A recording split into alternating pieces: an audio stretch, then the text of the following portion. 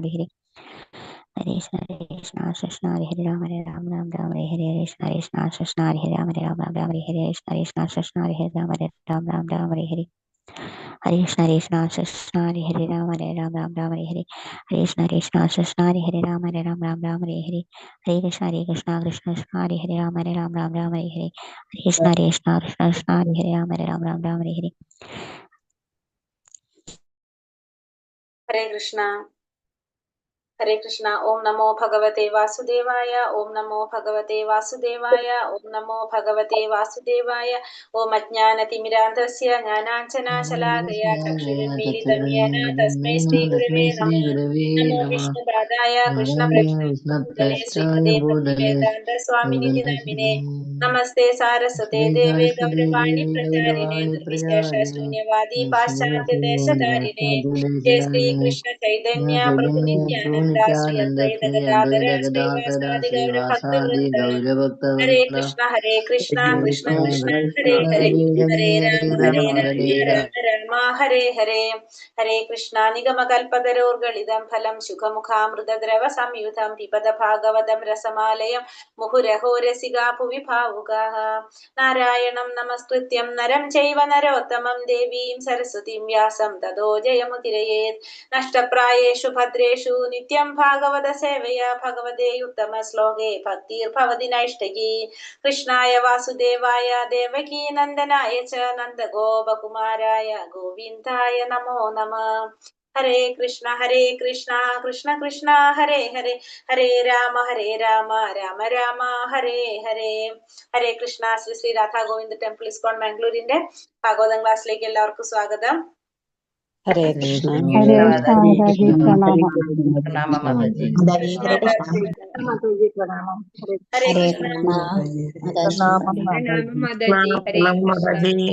ഹരേ കൃഷ്ണ. ഹരേ കൃഷ്ണ. ഒന്നാമത്തെ സ്കന്ധം 11ാമത്തെ അധ്യായം ഭഗവാൻ ശ്രീകൃഷ്ണന്റെ പ്രവേശം അധ്യായത്തില് 16-17 ശ്ലോകത്തിലാണ് നമ്മൾ നിൽക്കുന്നത്. ഇപ്പൊ നമ്മൾ ഇന്നലെ എന്താ കണ്ടത്? ഭഗവാൻ ദ്വാരകയിലേക്ക് പ്രവേശിച്ചു, ഭഗവാനെ സ്വീകരിക്കുന്നതിനെ കുറിച്ചാണ് നമ്മൾ കണ്ടത് അല്ലെ? എന്നല്ലേ ദ്വാരകാപുരി എങ്ങനെയാണെന്ന് പറഞ്ഞു. പഴത്തോട്ടങ്ങൾ കൊണ്ടും പർണശാലകൾ, പൂന്തോട്ടങ്ങൾ, ക്രീഡാവനങ്ങൾ, താമരപ്പൂക്കൾ നിറഞ്ഞ കുളങ്ങൾ എല്ലാം കൊണ്ടും സമൃദ്ധമായിരുന്നു ദ്വാരകപുരി എന്ന് നമ്മള് 12ാമത്തെ ശ്ലോകത്തിൽ കണ്ടു. 13ാമത്തെ ശ്ലോകത്തിൽ എന്താ പറഞ്ഞത്? ഭഗവാനെ സ്വീകരിക്കാനായിട്ട്, ഭഗവാനെ സ്വാഗതം ചെയ്യാനായിട്ട് നഗര കവാടങ്ങളും വീട്ടുവാതിൽക്കലും നഗരവീഥികളും എല്ലാം തോരണങ്ങൾ കൊണ്ട് വളരെയധികം മനോഹരമാക്കിയിരിക്കുകയായിരുന്നു എന്ന് മനസ്സിലായി. പിന്നെ കൊടിക്കൂറകള്, ഹാരങ്ങള്, സ്വാഗത വാക്യങ്ങളൊക്കെ ആലേഖനം ചെയ്തുകൊണ്ട് ഫലകങ്ങളെല്ലാം അവിടെ ആകെ ചാർത്തിയിട്ടുണ്ടായിരുന്നു എന്ന് മനസ്സിലായി, നമുക്ക് കണ്ടു. 14ാമത്തെ ശ്ലോകത്തിൽ എന്താ പറഞ്ഞത്? പ്രധാന വീതികളും തുരങ്കങ്ങളും വിലവഴികളും കമ്പോളങ്ങളും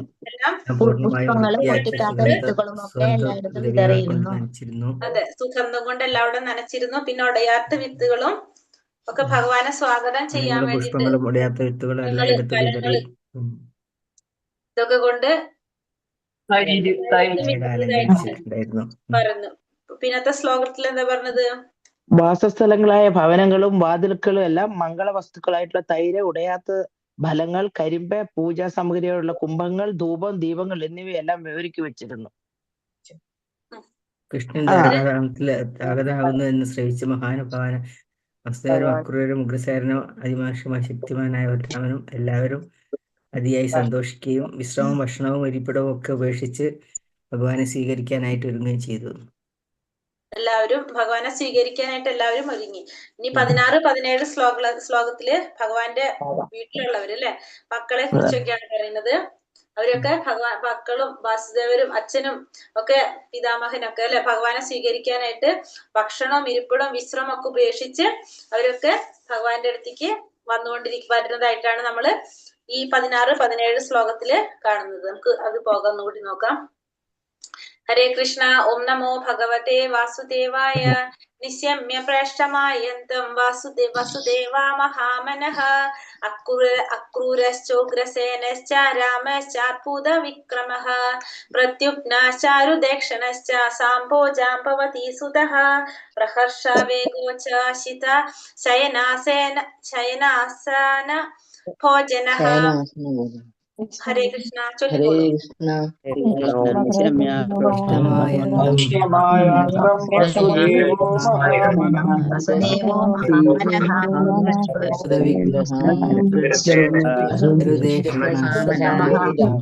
വസുദേവോ മഹാമനഃ ജാംബവതി സുതഃ വേഗോച്ഛ്വാസിത ശയനാസന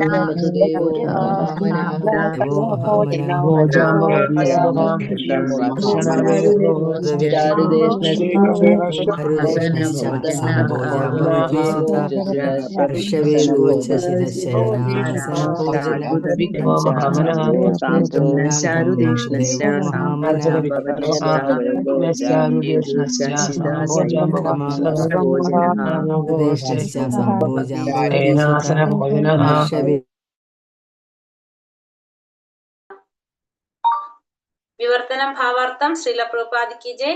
ഇവിടെ നമ്മൾ വിവർത്തനത്തിൽ എന്താ കണ്ടത്? ഭഗവാൻ ദ്വാരകാധാമത്തിൽ ഭഗവാൻ ആകുന്നതെന്ന് മനസ്സിലാക്കിയിട്ട് ശ്രവിച്ചുകൊണ്ട് മഹാനുഭാവനായിട്ടുള്ള വസുദേവരും അക്രൂരനും ഉഗ്രസേനനും പിന്നെ ബലരാമനും പ്രത്യുപ്നനും ചാരുദക്ഷനും ജാംബവതിയുടെ സൂതനായിട്ടുള്ള സാംബവനും അതിയായി സന്തോഷിക്കുകയും വിശ്രമവും ഇരിപ്പിടവും ഭക്ഷണമൊക്കെ ഉപേക്ഷിക്കുകയൊക്കെ ചെയ്തു എന്നാണ് നമ്മൾ ഇതില് വിവർത്തനം വായിച്ചത്. ഭാവാർത്ഥത്തിലേക്ക് പോകാം.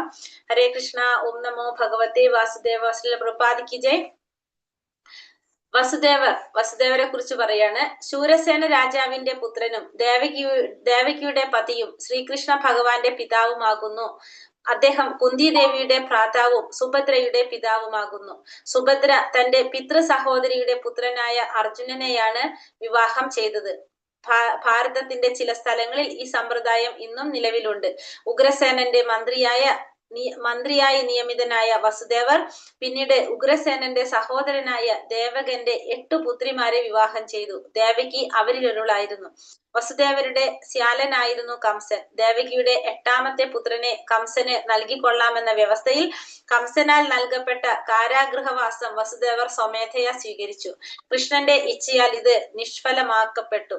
പാണ്ഡവരുടെ അമ്മാവനാകയാൽ അദ്ദേഹം പാണ്ഡവരുടെ സംസ്കാര പ്രക്രിയകളിൽ സജീവ പങ്കാളിത്തം വഹിച്ചു. അദ്ദേഹം കശ്യപ മഹർഷിയെ ശതശൃംഗ പർവ്വതത്തിലേക്ക് പുരോഹിതനായി അയച്ച് ചടങ്ങുകൾ നിർവഹിച്ചു.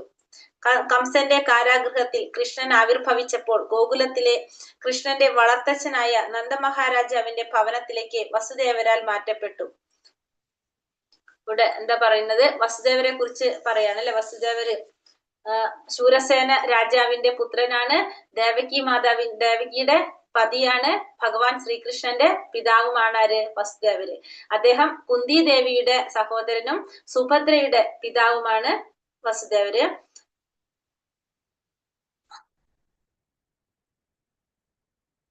സുഭദ്രയുടെ പിതാവുമാകുന്നു വസുദേവര്. സുഭദ്ര തന്റെ പിതൃ സഹോദരിയുടെ പുത്രനായ അർജുനനെ വിവാഹം ചെയ്ത് സുഭദ്ര വിവാഹം കഴിച്ചിരിക്കുന്നത് ആരാണ്? അർജുനനെയാണ് സുഭദ്ര വിവാഹം കഴിച്ചിരിക്കുന്നത്. ഭാരതത്തിന്റെ ചില സ്ഥലങ്ങളിൽ ഈ സമ്പ്രദായം ഇന്നും നിലവിലുണ്ട്. ഉഗ്രസേനന്റെ മന്ത്രിയായി നിയമിതനായ വസുദേവർ പിന്നീട് ഉഗ്രസേനന്റെ സഹോദരനായ ദേവകന്റെ 8 പുത്രിമാരെ വിവാഹം ചെയ്തു. ഇവിടെ ഉഗ്രസേനന്റെ മന്ത്രിയായിട്ടാണ് ആര് നിയമിതനാകുന്നത്? വസുദേവര് നിയമിതനാകുന്നത്. പിന്നീട് അദ്ദേഹത്തിന്റെ സഹോദരനായിട്ടുള്ള ദേവകന്റെ 8 പുത്രിമാരെ വിവാഹം ചെയ്തു. ഒരാളായിരുന്നു ആര്? ദേവകി. വസുദേവരുടെ ശ്യാലനായിരുന്നു കംസൻ. ദേവകിയുടെ 8ാമത്തെ പുത്രനെ കംസന് നൽകിക്കൊള്ളാമെന്ന വ്യവസ്ഥയിൽ കംസനാൽ നൽകപ്പെട്ട കാരാഗൃഹവാസം വസുദേവർ സ്വമേധയാ സ്വീകരിച്ചു. അപ്പൊ ഇവിടെ വസുദേവരുടെ ഭാര്യയുടെ സഹോദരനാണ് ആര്? കംസൻ.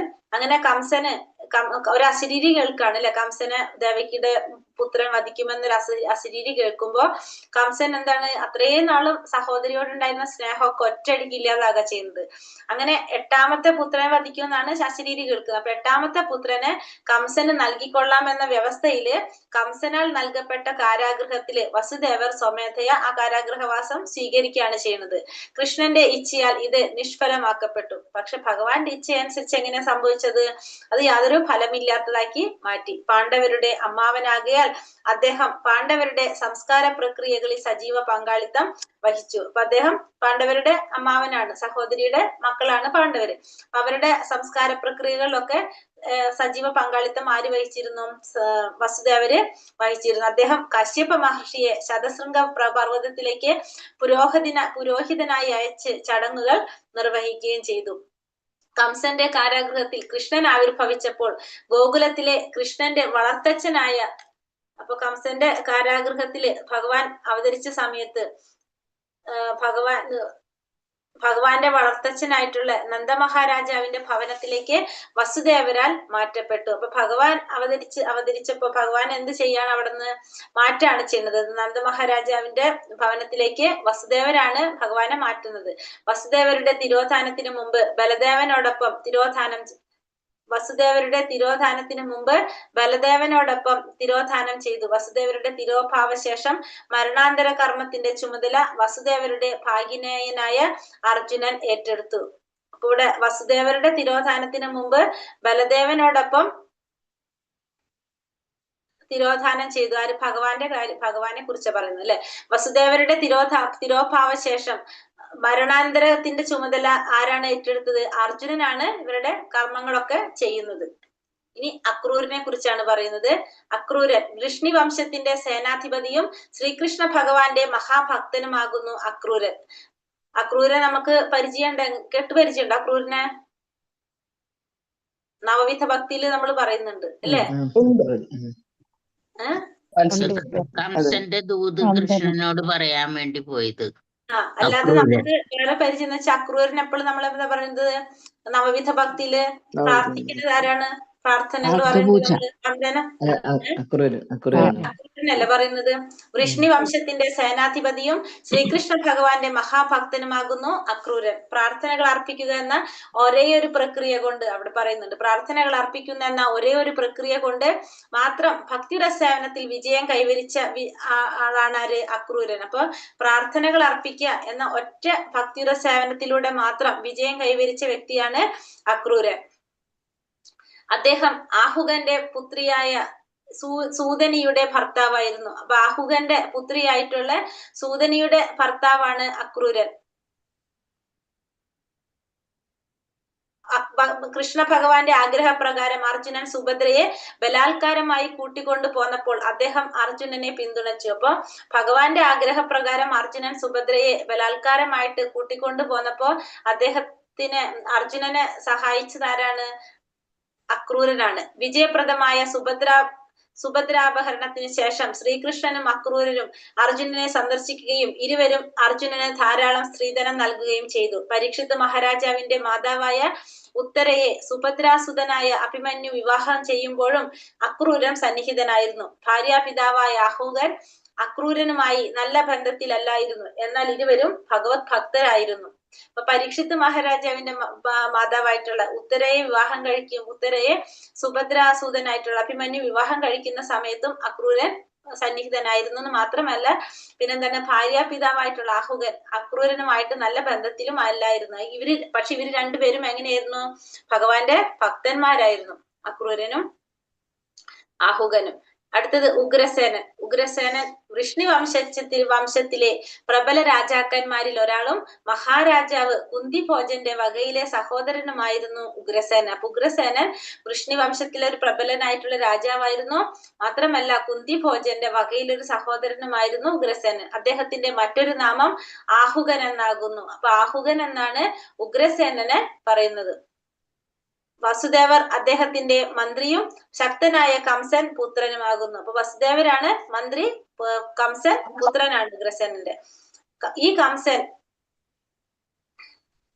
തന്റെ പിതാവിനെ കാരാഗൃഹത്തിൽ അടയ്ക്കുകയും മഥുരയുടെ രാജാവായി തീരുകയും മഥുരയുടെ രാജാവായി തീരുകയും ചെയ്തു. കൃഷ്ണ ഭഗവാന്റെയും അദ്ദേഹത്തിന്റെ ഭ്രാതാവായ ബലദേവന്റെയും കൃപയാൽ കംസൻ വധിക്കപ്പെടുകയും ഉഗ്രസേനൻ സിംഹാസനത്തിൽ പുനരവരോധിക്കപ്പെടുകയും ചെയ്തു. ദ്വാരകാപുരിയെ സാൽവൻ ആക്രമിച്ചപ്പോൾ ഉഗ്രസേനൻ ധീരമായി പോരാടുകയും ശത്രുക്കളെ തുരത്തുകയും ചെയ്തു. ഉഗ്രസേനൻ ശ്രീകൃഷ്ണ ഭഗവാന്റെ ദിവ്യത്വത്തെ സംബന്ധിച്ച് നാരദരോട് ആരായുകയുണ്ടായി. യദുവംശം ഉന്മൂലനം ചെയ്യപ്പെടുമെന്നായപ്പോൾ സാംബർ ഉദരത്തിൽ നിന്നുണ്ടായ ഇരുമ്പ് പിണ്ഡം ഉഗ്രസേനനെ ഏൽപ്പിക്കപ്പെട്ടു.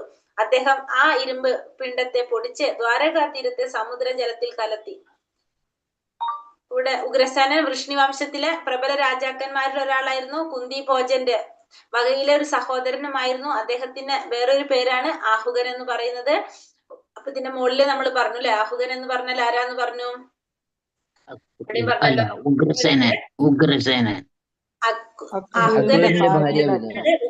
ഉഗ്രസേനൻ മാത്രല്ല അക്രൂരന്റെ ഭാര്യയുടെ പിതാവാണെന്ന് പറഞ്ഞപ്പോ ഉഗ്രസേനന്റെ മകളെയാണ് അക്രൂരൻ വിവാഹം കഴിച്ചിരിക്കുന്നത്.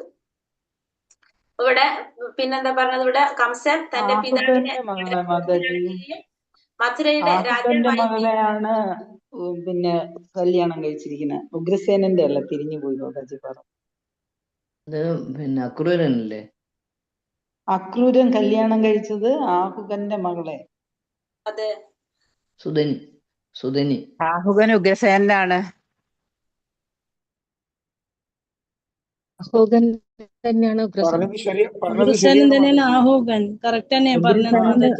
ഉഗ്രസേനന്റെ വേറൊരു പേര് ഹരേ കൃഷ്ണ. ഉഗ്രസേനൻ തന്നെയാണ് ആഹുകൻ.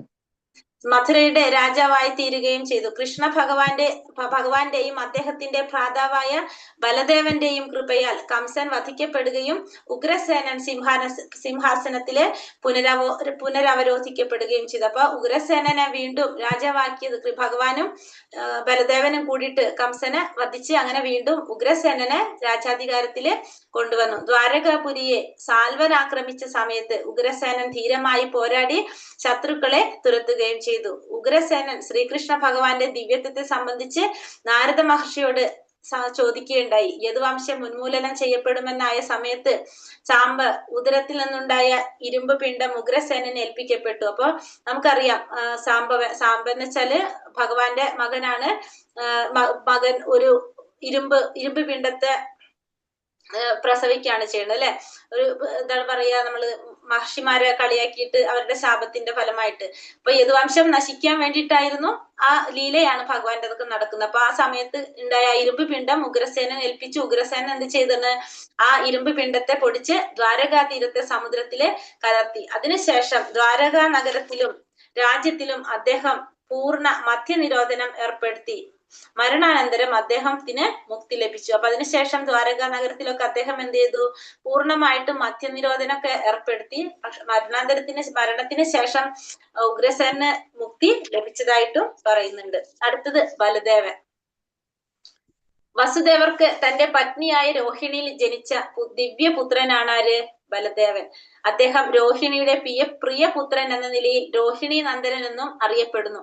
കംസനുമായുള്ള പരസ്പര ധാരണയിൽ വസുദേവർ കാരാഗൃഹവാസത്തെ സ്വയം സ്വീകരിച്ചപ്പോൾ ബലരാമനും മാതാവായ രോഹിണിയോടൊപ്പം നന്ദമഹാരാജാവിന്റെ സംരക്ഷണത്തിൽ ഏൽപ്പിക്കപ്പെട്ടു. ആകയാൽ ശ്രീകൃഷ്ണ ഭഗവാനോടൊപ്പം ബലദേവന്റെയും വളർത്തച്ഛനായിരുന്നു നന്ദമഹാരാജാവ്. ഭഗവാൻ ശ്രീകൃഷ്ണനും ഭഗവാൻ ബലദേവനും അർത്ഥ സഹോദരന്മാരായിരുന്നുവെങ്കിലും ബാല്യകാലം മുതൽ തന്നെ അവർ സന്തത സഹചാരികളായിരുന്നു. ബലദേവൻ പരമദിവ്യോത്തമ പുരുഷന്റെ പൂർണ്ണ അംശമാകയാൽ അദ്ദേഹം ശ്രീകൃഷ്ണ ഭഗവാനെ പോലെ തന്നെയാണ്, അത്രത്തോളം തന്നെ ശക്തനുമാണ്. അദ്ദേഹം വിഷ്ണു തത്വത്തിൽ, അതായത് ഭഗവാന്റെ മൂലതത്വത്തിൽ ഉൾപ്പെടുന്നതാണ് ആര്? ബലദേവൻ അല്ലെങ്കിൽ ബലരാമൻ. ദ്രൗപദിയുടെ സ്വയംവര ചടങ്ങിൽ അദ്ദേഹം ശ്രീകൃഷ്ണനോടൊപ്പം പങ്കുകൊണ്ടു. ശ്രീകൃഷ്ണന്റെ ആസൂത്രിതമായ പദ്ധതി മുഖാന്തരം അർജുനൻ സുഭദ്രയെ അപഹരിച്ചപ്പോൾ ബലദേവൻ അർജുനനോട് ഉഗ്രകോപമുണ്ടാകുകയും തൽക്ഷണം അദ്ദേഹത്തെ വധിക്കാൻ ആഗ്രഹിക്കുകയും ചെയ്തു. തന്റെ പ്രിയ മിത്രത്തിന് വേണ്ടി ഭഗവാൻ ശ്രീകൃഷ്ണൻ ബലദേവ ഭഗവാന്റെ പാദങ്ങളിൽ നമസ്കരിക്കുകയും അപ്രകാരം രോഷാകുലനാകാതിരിക്കാൻ അദ്ദേഹത്തെ അനുനയിപ്പിക്കുകയും ചെയ്തു. ആ ശ്രീ ബലദേവൻ അവണ്ണം സംതൃപ്തനാക്കപ്പെട്ടു. ഇവിടെ പറയാം. അപ്പൊ ബലദേവൻ ആരാണ്? വസുദേവർക്ക് തന്റെ പത്നിയായിട്ട് രോഹിണി മാതാവില് ജനിച്ചതാണ് ആര്? ദിവ്യപുത്രനായിട്ട് ജനിച്ചതാണ് ബലരാമൻ. അദ്ദേഹം രോഹിണിയുടെ പ്രിയപുത്രൻ എന്ന നിലയിൽ രോഹിണി നന്ദനൻ എന്നും ബലരാമൻ അറിയപ്പെടുന്നുണ്ട്. കംസനുമായിട്ടുള്ള പരസ്പര ധാരണയില് വസുദേവർ എന്ത് പറഞ്ഞു സ്വീകരിച്ചു? കാരാഗൃഹവാസം സ്വീകരിച്ച സമയത്ത് ബലരാമനും മാതാവായ രോഹിണിയോടൊപ്പം നന്ദമഹാരാജാവിന്റെ സംരക്ഷണത്തില് ഏൽപ്പിക്കപ്പെട്ടിട്ടുണ്ടായിരുന്നു. ആകയാൽ ശ്രീകൃഷ്ണ ഭഗവാനോടൊപ്പം ബലദേവന്റെയും വളർത്തച്ഛനായിരുന്നു ആര്?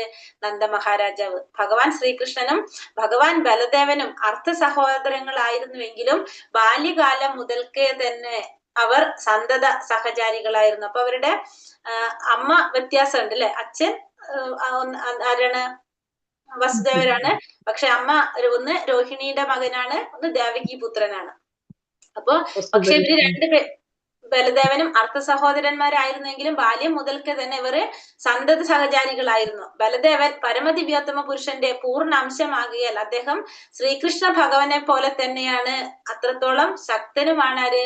ബലദേവൻ. അപ്പൊ നമുക്കറിയാം ബലരാമൻ എന്ന് വെച്ചിട്ടുണ്ടെങ്കിൽ ഭഗവാന്റെ ആദ്യത്തെ രൂപവിസ്തരണമാണ് വരുന്നത്. അപ്പൊ അതുകൊണ്ട് തന്നെ അദ്ദേഹം ഏതിലാ ഉൾപ്പെടുന്നത്? വിഷ്ണു തത്വത്തിലാണ്.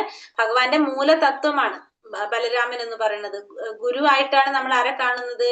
ബലരാമനെ കാണുന്നത്. കാരണം ഭഗവാന്റെ ആദ്യത്തെ വിസ്തരണം അല്ലെ, പ്രഭവ പ്രകാശവും വൈഭവ പ്രകാശത്തില് ഏറ്റവും ഫസ്റ്റ് നമ്മൾ പറയുന്നത് ആരെയാണ്? ബലരാമനാണ്. ആ ബലരാമനിൽ നിന്നാണ് എല്ലാ അവതാരങ്ങളും വരുന്നത്. അതുകൊണ്ട് മൂലതത്വമാണ് ആര്? ബലരാമൻ എന്ന് പറയുന്നത്. ദ്രൗപദിയുടെ സ്വയംവര ചടങ്ങിൽ അദ്ദേഹം ശ്രീകൃഷ്ണനോടൊപ്പം പങ്കുകൊണ്ടു. ശ്രീകൃഷ്ണന്റെ ആസൂത്രിത പദ്ധതി മുഖാന്തരം അർജുനൻ സുഭദ്രയെ അപഹരിച്ചപ്പോൾ ബലദേവന് അർജുനനോട് ഉഗ്രകോപം ഉണ്ടാകുകയും തക്ഷണം അദ്ദേഹത്തെ വധിക്കാൻ ആഗ്രഹിക്കുകയും ചെയ്തു. അപ്പൊ ഇവിടെ ദ്രൗപദിയുടെ സ്വയംവര ചടങ്ങ് നടക്കുന്ന സമയത്ത് ഭഗവാനോടൊപ്പം ആര് പങ്കുകൊണ്ടു? ബലരാമനും പങ്കെടുത്തു. അങ്ങനെ ആ സമയത്ത് ശ്രീകൃഷ്ണന്റെ ആസൂത്രിതമായ പദ്ധതി മുഖാന്തരം അർജുനൻ സുഭദ്രയെ അപഹരിച്ച സമയത്ത് ബലദേവന് ആരോട് ഭയങ്കര കോപം വന്നു, അർജുനനോട് ഭയങ്കരമായിട്ട് കോപം വന്നു.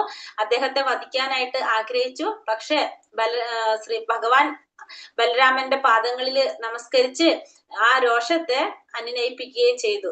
ബലരാമൻ അവണ്ണ സംതൃപ്തനാക്കപ്പെടുകയും ചെയ്തു. അപ്പൊ അങ്ങനെ ബലരാമന്റെ ആ ദേഷ്യമൊക്കെ മാറി. അതേപോലെ അദ്ദേഹം ഒരിക്കൽ കൗരവരോട് അത്യന്തം കോപിഷ്ഠനായി തീരുകയും അവരുടെ നഗരത്തെ മുഴുവൻ യമുനയുടെ ആഴങ്ങളിൽ വലിച്ചെറിയാൻ തുനിയുകയും ചെയ്തു. എന്നാൽ കൗരവർ അദ്ദേഹത്തിന്റെ ദിവ്യപാദ കമലങ്ങളിൽ ശരണം പ്രാപിച്ചു, അദ്ദേഹത്തെ സംപ്രീതനാക്കി. ഇവിടെ ഇതേപോലെ തന്നെ ഒരു പ്രാവശ്യം ആരുടെ അടുത്തും ദേഷ്യം കാണിച്ചു? കൗരവരുടെ അടുത്തും ദേഷ്യം കാണിച്ചു അത്യന്തം കോപിഷ്ഠനാകുകയും ആ നഗരത്തെ മുഴുവൻ യമുനയുടെ ആഴങ്ങളിലേക്ക് വലിച്ചെറിയാൻ തുനിയുകയും ചെയ്തു. പക്ഷെ കൗരവരും ഭഗവാന്റെ ബലരാമന്റെ കമലപാദങ്ങളിൽ ശരണം പ്രാപിച്ചപ്പോ അദ്ദേഹം ശാന്തനായി.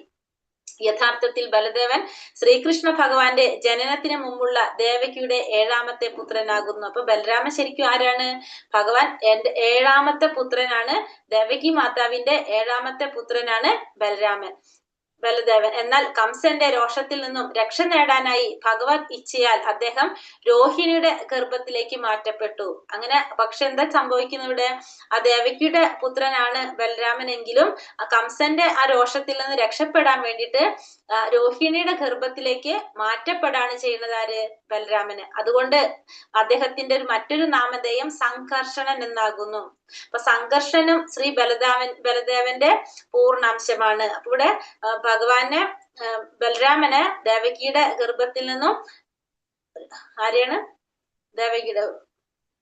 രോഹിണിയുടെ അല്ലെ, രോഹിണിയുടെ ഗർഭത്തിലേക്ക് മാറ്റപ്പെട്ടത് കൊണ്ട് ബലരാമന്റെ പേര് എന്തെന്നും കൂടി ഉണ്ട്? സംഘർഷണൻ എന്നുകൂടി അറിയപ്പെടുന്നു. അപ്പൊ സംഘർഷനും ശ്രീ ബലദേവന്റെ തന്നെ പൂർണ്ണാംശമാണ്. കൃഷ്ണ ഭഗവാനെ പോലെ തന്നെ ശക്തിമാനും ഭക്തർക്ക് ആത്മീയ ശക്തി പ്രദാനം ചെയ്യാൻ കഴിവുള്ളവനുമാകിയാൽ അപ്പൊ ഭഗവാനെ പോലെ തന്നെ ശക്തിമാനാണ് ആര്?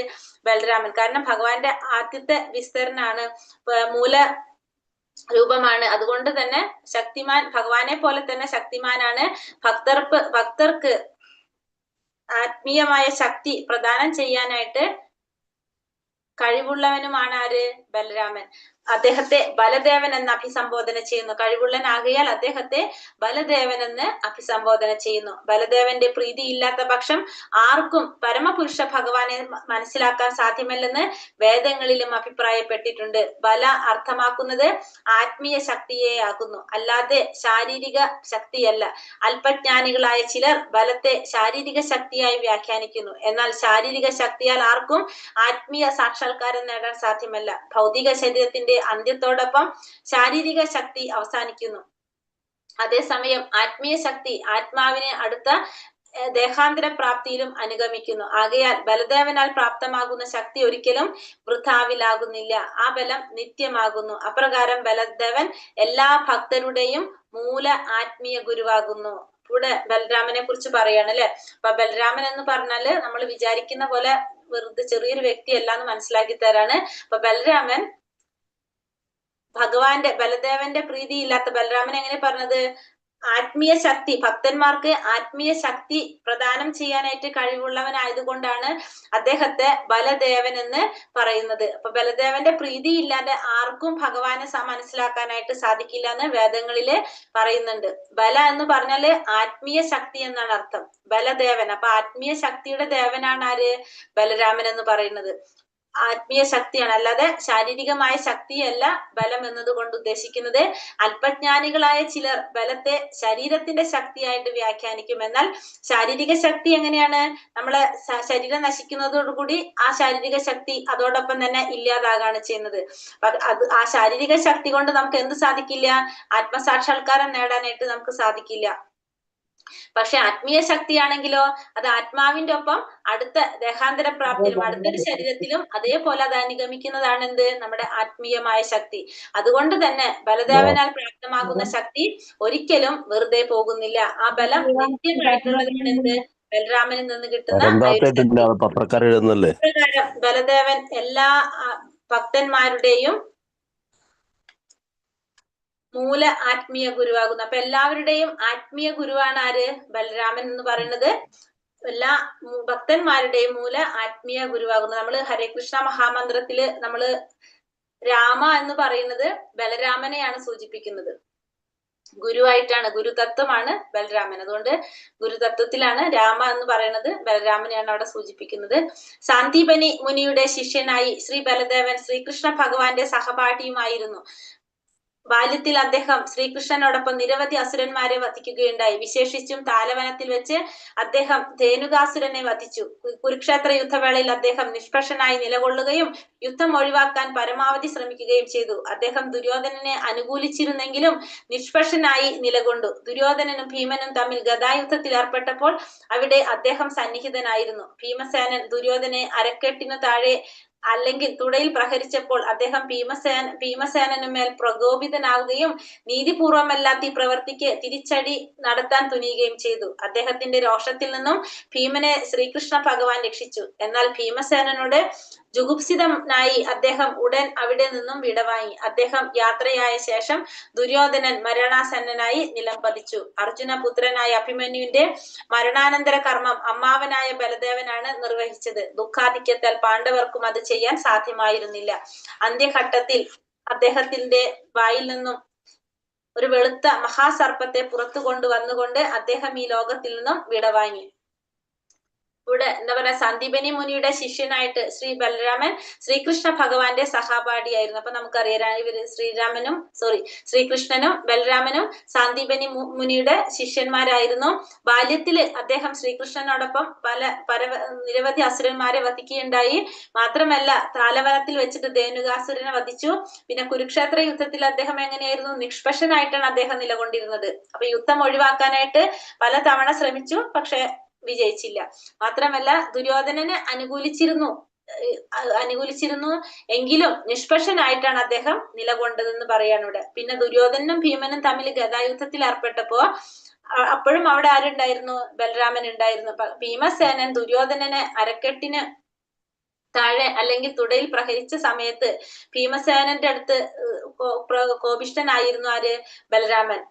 കാരണം നീതിപൂർവമല്ലാത്ത ഈ പ്രവൃത്തിക്ക് തിരിച്ചടി നടത്താൻ തുനിയുകയും ചെയ്തു. പക്ഷെ അദ്ദേഹത്തിന് ആ ദേഷ്യത്തിൽ നിന്നും ഭീമനെ രക്ഷിച്ചത് ആരാണ്? ഭഗവാൻ കൃഷ്ണനാണ് രക്ഷിച്ചത്. എന്നാൽ ഭീമസേനനോട് ദേഷ്യം രോഷാകുലനായിക്കൊണ്ട് അദ്ദേഹം അവിടെ നിന്ന് വിടവാങ്ങി. അതിനുശേഷം ദുര്യോധനൻ മരണാസന്നനായിട്ട് നിലംപതിക്കുകയാണ് ഉണ്ടായത്. അർജുനപുത്രനായ അഭിമന്യുന്റെ മരണാനന്തര കർമ്മം നിർവഹിച്ചത് ആരാണ്? ബലരാമൻ തന്നെയാണ്. കാരണം പാണ്ഡവരെല്ലാം ദുഃഖിതരായതുകൊണ്ട് അവർക്കത് ചെയ്യാൻ സാധിച്ചിരുന്നില്ല.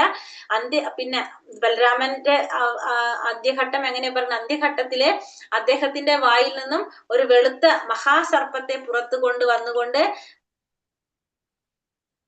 അദ്ദേഹം ഈ ലോകത്തു നിന്നും വിടവാങ്ങി. ഇപ്രകാരം സർപ്പരൂപത്തിൽ ശേഷനാഗം അദ്ദേഹത്തെ വഹിച്ചു കൊണ്ടുപോയി. അപ്പൊ ശേഷനാഗത്തിന്റെ അനന്തന്റെ അവതാരമാണ് ശരിക്കും അനന്തനാണ് അല്ലെ ബലരാമനായിട്ട് വരുന്നത്. അപ്പൊ ഇപ്രകാരം സർപ്പരൂപത്തിൽ ശേഷനാഗം അദ്ദേഹത്തെ വഹിച്ചുകൊണ്ട് പോയി. അതാണ് ബലദേവൻ. ഇനി അടുത്തത് പ്രദ്യുപ്നൻ. കാമദേവന്റെ അവതാരം സനത് കുമാരന്റെ അവതാരമാണെന്ന് മറ്റു ചിലർ അഭിപ്രായപ്പെടുന്നു. അപ്പൊ കാമദേവന്റെ അവതാരമാണെന്നും സനത് കുമാരന്മാർ 4 കുമാരന്മാരിൽ സനത് കുമാരന്റെ അവതാരമാണെന്നും പറയപ്പെടുന്നുണ്ട് പ്രദ്യുപ്നൻ. പരമദിവ്യോത്തമ പുരുഷനായ ഭഗവാൻ ശ്രീകൃഷ്ണന്റെയും ദ്വാരകയിലെ ഭഗവാന്റെ പ്രധാന രാജ്ഞിയായ ലക്ഷ്മി ദേവിയായിട്ടുള്ള ശ്രീമതി രുക്മിണിയുടെയും പുത്രനായിട്ട് ജനിച്ചു. അപ്പൊ രുക്മിണിയുടെയും ഭഗവാന്റെയും പുത്രനാണ് പ്രദ്യുപ്നൻ.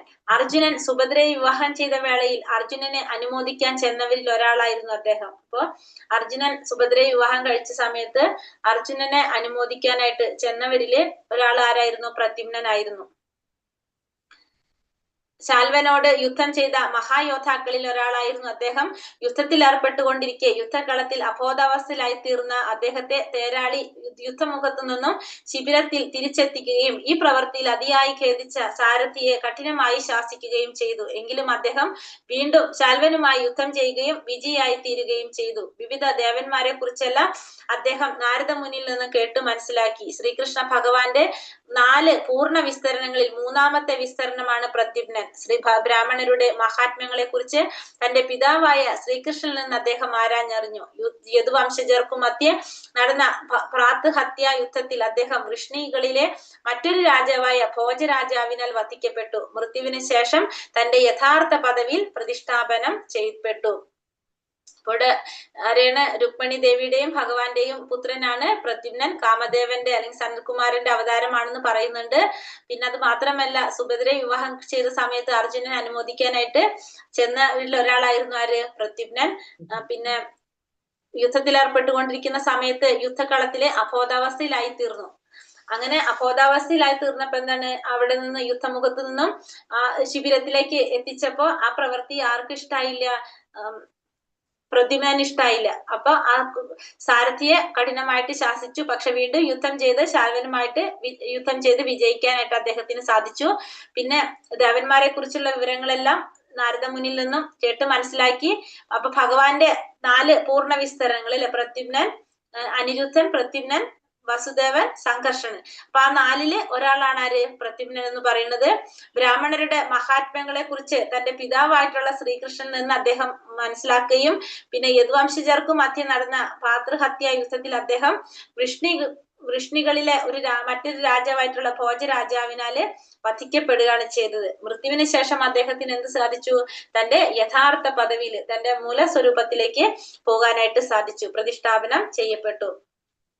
ഇവിടെ ഭഗവാൻ അവതരിക്കുമ്പോ ഭഗവാന്റെ ചുറ്റുമുള്ളവരൊക്കെ എന്താണ്? ഓരോരോ രൂപത്തില് ഓരോരോ ഭാവത്തില് വന്നുകൊണ്ടേയിരിക്കും. ചാരുദേഷ്ണൻ ശ്രീകൃഷ്ണ ഭഗവാന്റെയും രുക്മിണിയുടെയും മറ്റൊരു പുത്രനാണ് ആര്? ചാരുദേഷ്ണൻ. ദ്രൗപദിയുടെ സ്വയംവര വേളയിൽ അദ്ദേഹവും സന്നിഹിതനായിരുന്നു. തന്റെ പിതാവിനെയും സഹോദരരെയും പോലെ മഹായോദ്ധാവായിരുന്നു അദ്ദേഹം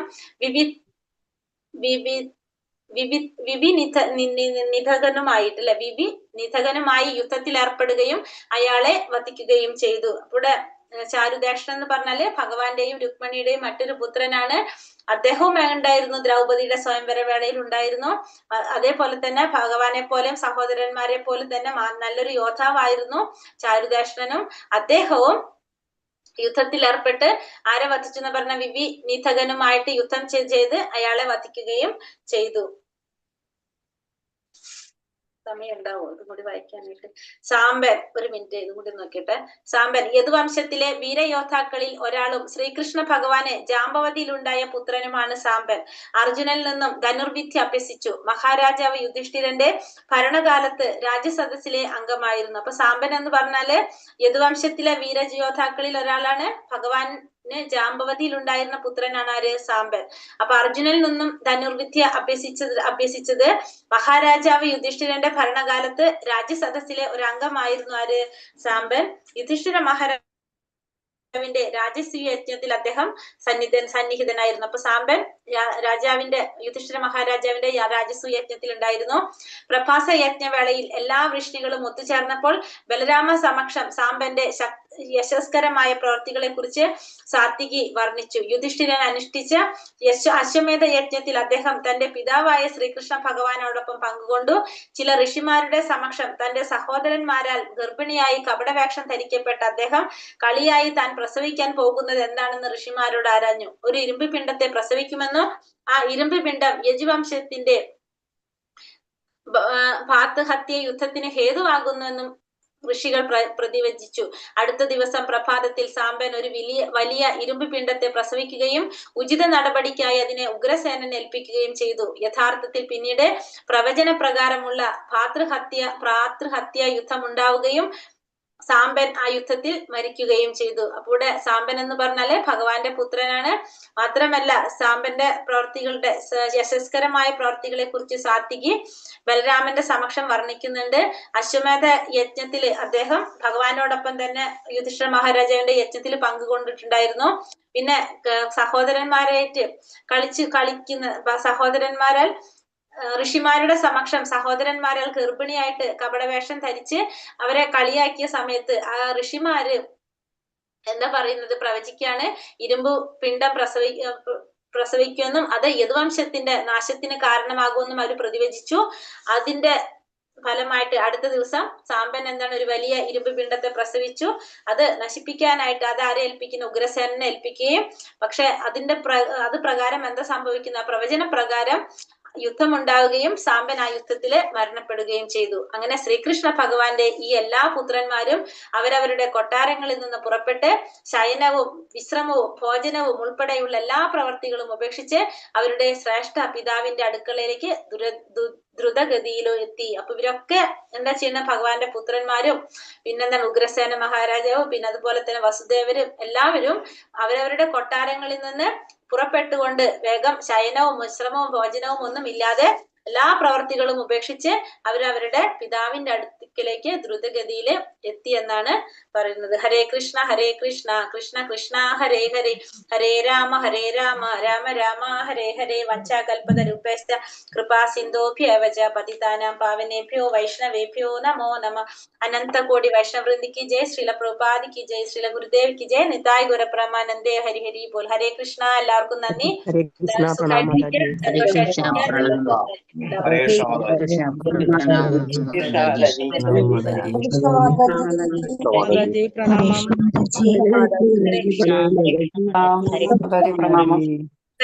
എല്ലാവർക്കും പ്രണാമം. ഒന്ന് ശ്ലോകം നമ്മൾ എത്തിയുള്ളൂ. നാളെ ഏകാദശിയാണ്. നാളെ നമുക്ക് ഭാഗവതം ക്ലാസ് ഉണ്ടാവില്ല. ഏകാദശി വായനയായിരിക്കും 5 മണി മുതൽ കേട്ടോ. നമ്മളെ മറക്കണ്ട. കയറി കഴിഞ്ഞാൽ വായിക്കുന്ന കേൾക്കാം. ഭഗവത്ഗീത വായനയായിരിക്കും 5 മണി മുതല്. ഈ ലിങ്കില് പേര് കൊടുത്തിട്ടുണ്ടല്ലോ അല്ലെ? വന്നിട്ട് ലിസ്റ്റ് ഇട്ടുണ്ടാവില്ല അല്ലെ മാതാജി? ഭക്തിശാസ്ത്രിയിലൊന്നും പേരിടാൻ വേണ്ടി വന്നിട്ടില്ല കേട്ടോ. എങ്ങനെ? ഭക്തിശാസ്ത്രിയുടെ ഇതില് പേരിടാനൊന്നും വന്നിട്ടില്ല എന്ന് പറയാ. ഭാഗവതത്തിന്റെ ഇതില് മാത്രമേ കണ്ടിട്ടുണ്ടായിരുന്നുള്ളൂ. ആ ഭക്തിശാസ്ത്രിയുടെ ഉച്ചയ്ക്കാണ് വരുന്നത്.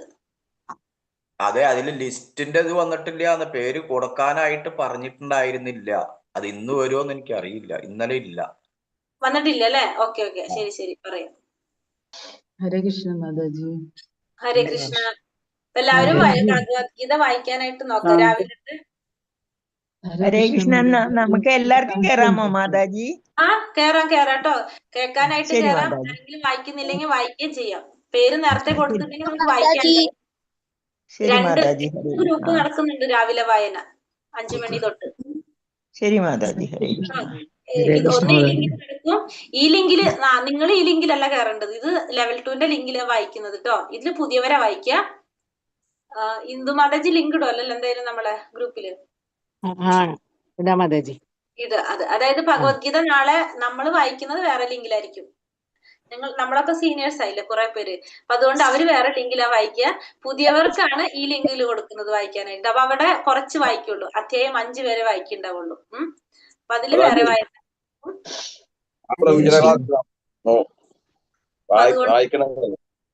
ഇത് ഞാൻ പ്രവചന ക്ലാസ്സിൽ വായിക്കണ്ട് ഭഗവത്ഗീത. ശരി ശരി ശരി. അവിടെ ഓരോരുത്തരും അവരവരുടെ ക്ലാസ്സിൽ എല്ലാവരും വായിക്കുന്നുണ്ടാവുമല്ലോ എന്തായാലും. എല്ലാവരും പിന്നെ രാവിലെ വായിക്കണം എന്ന് ആഗ്രഹമുള്ളവര് ആണ് ഞാൻ പറഞ്ഞത്. 5 മണി തൊട്ട് നമ്മൾ തുടങ്ങും വായന.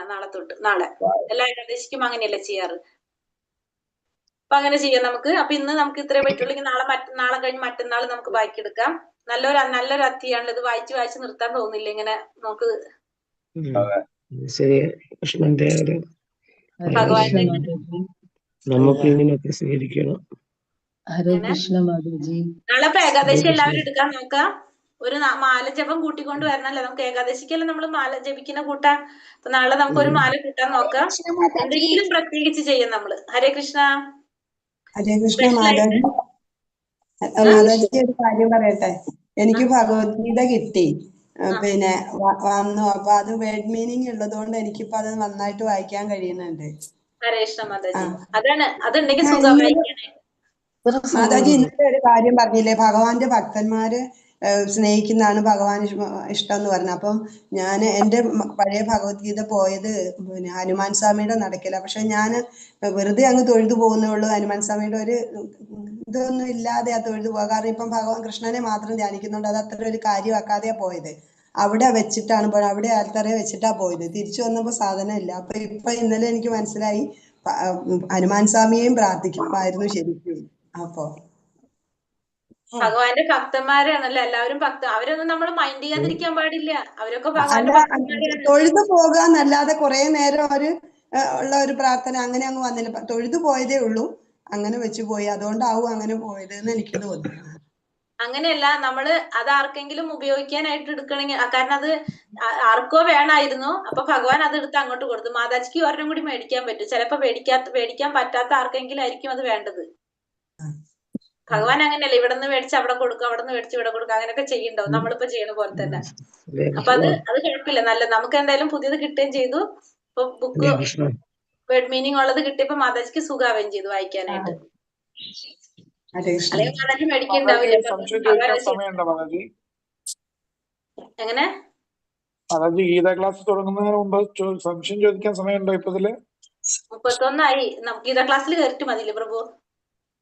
മതി. അല്ല, ഇതിന്റെ സംശയം